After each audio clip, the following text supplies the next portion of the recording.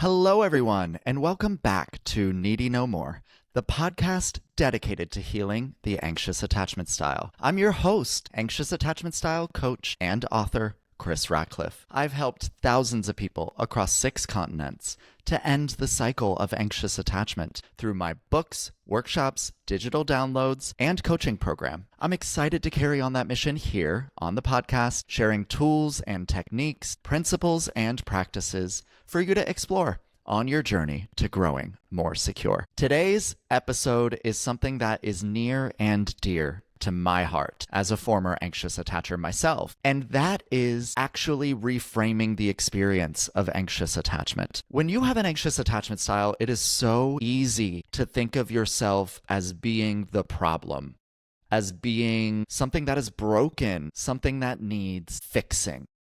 I hear this all the time in the people that reach out to me for coaching. There's almost a desperation that is underlying a lot of the beliefs that these folks carry, and that I used to carry too. It says that in order for you to find the kind of partnership that you desire, you need to change yourself. In order for you to have the kind of connection that you crave, you need to be less of yourself. You need to be less needy, less clingy, less smothering. I'm here today to share a different message, and that is that you do not want to or need to do that. In fact, you need to do the opposite, which is to embrace yourself as you are, to recognize that there are real gifts that come with having a big heart, with being sensitive and open and expressive, with being leaned in to relationships. Those are not things to diminish. They're not things to banish. They are things to honor. The real goal needs to become to be more of yourself and to recognize you are not for everyone. And that is actually a gift. I know so many of us are scared of abandonment, but please, the person you need to be most scared of abandoning is yourself. No more are we going to be saying that we are needy. And this is what I covered in the first episode of the podcast, and why I called my book, my coaching program, everything that I do, including the podcast, Needy No More. No more are we going to be describing ourselves as needy. So the topic of today's episode is about benefits of having an anxious attachment style, because there are real things, qualities, traits, aspects of the people who have an anxious attachment style that are worth holding on to and that have real value and can help you in a relationship, and are certainly not things that you need to discard or be less of or get rid of. One of the biggest benefits of having an anxious attachment style is a sense of self-awareness. The fact that you are able to understand that you need reassurance, that you feel disconnected, is a real strength. Self-awareness is really a gateway to deeper healing. It is a gateway to regulation. It is a gateway to understanding yourself and communicating with other people. And that self-awareness is super powerful and not something that I would ever want you to get rid of. Now, I want to acknowledge that being hyper-vigilant and hyper-aware of your inner world can feel really draining. If you stay in survival mode and you're always aware of your emotions and what's going on internally, I know that that can come at a cost. However, when you learn to regulate your experience and move through experiences of discomfort and emotions that might be more challenging, you will bounce back more quickly, and your self-awareness won't be something that drains you. It'll be something that enables that process to occur. So please don't ever look at being self-aware as a bad thing.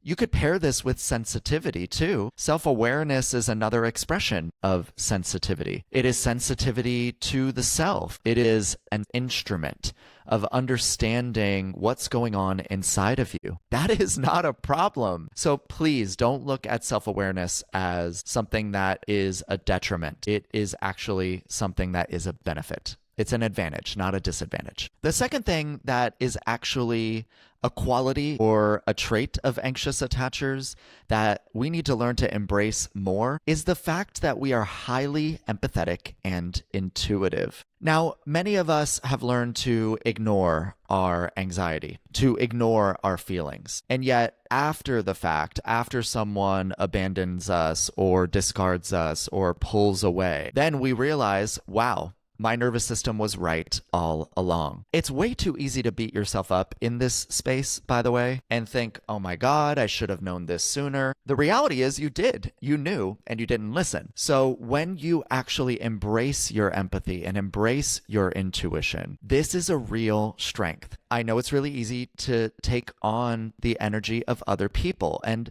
our empathy can enable that experience. When you're hypersensitive and hypervigilant to what's going on around you, and you take on that energy as an empath, woo, yes, of course that can be draining. However, when you learn to have boundaries and you learn to differentiate between what is someone else's emotional experience and what is actually yours, your empathy is a real gift and a real strength. So you can relate to what other people are going through. This has a lot of upsides. It can help you at work. It can help you with friends. It can help you with family. It can help you in a romantic relationship. I mean, the benefits are really unending when it comes to empathy. People value empathy deeply, but it can also be taken for granted by people. So it's important that you learn to have boundaries with yourself around this. And again, to differentiate between what's yours and what is someone else's. But learning to listen to your intuition and being finely attuned to what other people are going through is not a problem, so long as you use it for the information that it is. It does not mean that it is factual, but it means that it is directional. It's information that can help inform what is best for you. And when you learn to listen to it, to really, truly, deeply listen to this sense inside of you, you will tap into your inner source of power. Another strength of anxious attachers is a deep capacity for emotional connection and intimacy. We love hard, y'all. That is not a problem, so long as we recognize that the person on the other side and the extent to which they're reciprocating or not can make us think that this is an issue. When you have another giver in front of you and you are a giver yourself, the possibilities are endless. The type of connection, the depth of connection that is available to both of you is deep and rich and meaningful and purposeful and intentional. I've shown examples of this on the show, like with Christina in the last episode. Pay attention to that and what it really means. Find someone who has a similar sense of emotional depth and capacity to you. Please do not look at your ability to connect with others and to love deeply as something to be ashamed of. Please be proud of this. This is what enables a stable, consistent partnership to develop. The very thing that so many of us are looking for. The fact that you have that ability, please do not get rid of that. Do not downplay that. Do not discard that. Number 4 here is a biggie. We are deeply loyal and committed as anxious attachers. Oftentimes to a fault. I know many of us know this. We've given our loyalty, our consistency, our love, and our affection to people who couldn't fully receive it. But that does not mean that the loyalty, the consistency, the capacity that I was just talking about is the problem. Learning to love loyally with boundaries is the goal. Not to become unloyal, obviously. And I think it's also important to name this. This capacity applies to the self. Your loyalty must also be extended to you. Your commitment must also be extended to you. First and foremost, loyalty to your values, loyalty to your sensitivity, loyalty to these strengths that we're talking about today, commitment to not abandoning yourself. This isn't just applied to others, it's also applied to you. Being loyal is a real gift when you have someone who appreciates it. more often than not. The next one is really important to name. As anxious attachers, we are excellent communicators. A lot of times we're also over communicating from an emotional standpoint because not every emotion that we feel or feeling that we experience needs to be relayed to someone else. A lot of our work is in learning to become aware of and regulate our way through those experiences. Not in isolation per se, but as a form of self-regulation in addition to co-regulation. But there is an irony here, and that is that many of us stay silent, even though we know exactly what's going on internally and exactly what it is that we want and desire more of. Oftentimes we shut down and we don't express it. That is a real problem because where you have a strength, you need to lean on those strengths. And I know many of us have learned through experiences with others where we were invalidated, where they got defensive or shut down, that opening up and talking about how we feel is a problem. However, communicating is something that enables a healthy relationship to develop. It's what helps a relationship to deepen through conflict, through having different perspectives on things, and through learning to navigate that together. But that doesn't occur unless you open up and talk about how you feel. Lean into this strength, anxious attacher. Please, if you're watching and listening to this, communicating is never a bad thing. It's how you go about doing it that matters. Try to do so from a regulated place. Try to do so from a space of clarity.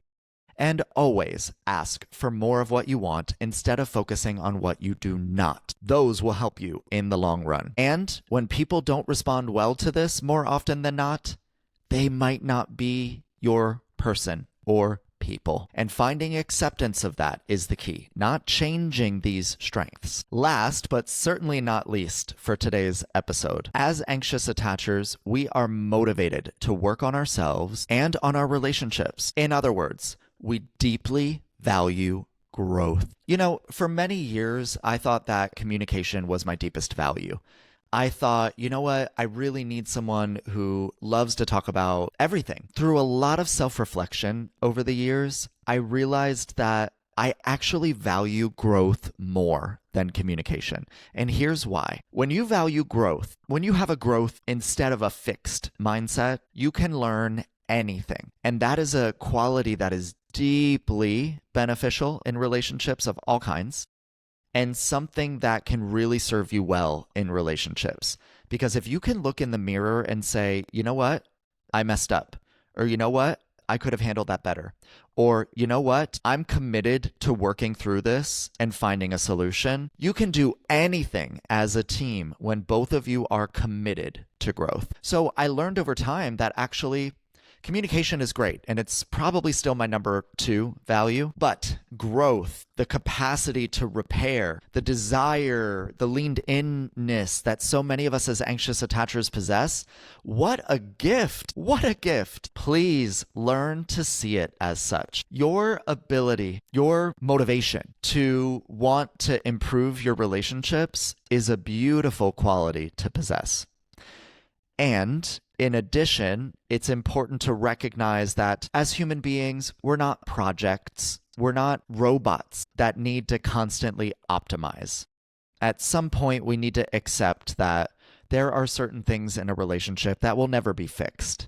Certain qualities that a person possesses that might always irk us, that might frustrate us or confuse us or annoy us. That is a part of being human and connecting with other humans who process differently, think differently, feel differently. So recognizing that acceptance is a big part of this too is important, because while growth is great, optimization is not realistic for human relationships. For yourself even, you're not a project. You're not some object that you should constantly be working to refine. At some point, putting down the self-help books, recognizing that you kind of are who you are, and honoring that instead of fighting against it is a lot of the work. It's a lot of the work that I did on myself. It's a lot of the work that I do with my clients now in my coaching program. And I know it sounds counterintuitive, but a big part of growth is recognizing that you're never going to be perfect. and neither are they. And finding acceptance of that, it's very freeing too. But that aspect, the leaned inness, the desire to work on the relationship, it's super valuable when you have someone who appreciates it. So there you have it, everyone. Some actual benefits to having an anxious attachment style. There is too much content out there that makes anxious attachers think that they are the problem, that you need to fix yourself, that there's something deeply wrong with you. Now, I want to be clear, there are real opportunities as an anxious attacher to improve how you approach both yourself and the people that you're looking to connect with. However, there are real strengths that underlie the experience of anxious attachment. And I would never want you to discard those qualities in order to become more apathetic or detached or some watered down version of the person you truly are underneath of all these thoughts that you need to change in order to be loved. You do not. Do not dim your shine because it blinds other people. Let your big, sensitive self push certain people away. Recognize that, yes, there are opportunities for improvement in how you communicate, in not self-abandoning, in self-regulating, in emotionally diversifying, as I've talked about on the show, and not looking to one person to be your everything. But there are real strengths that you bring to the table. Real valuable qualities that the right person is looking for in someone just like you. If this episode resonated with you, share it with someone who you think needs to hear this. And be sure to rate, review, and comment on the show as well. Follow, like, subscribe, do all the things, please. You know I'm an independent creator and every little bit goes a long way. I'll see you next time.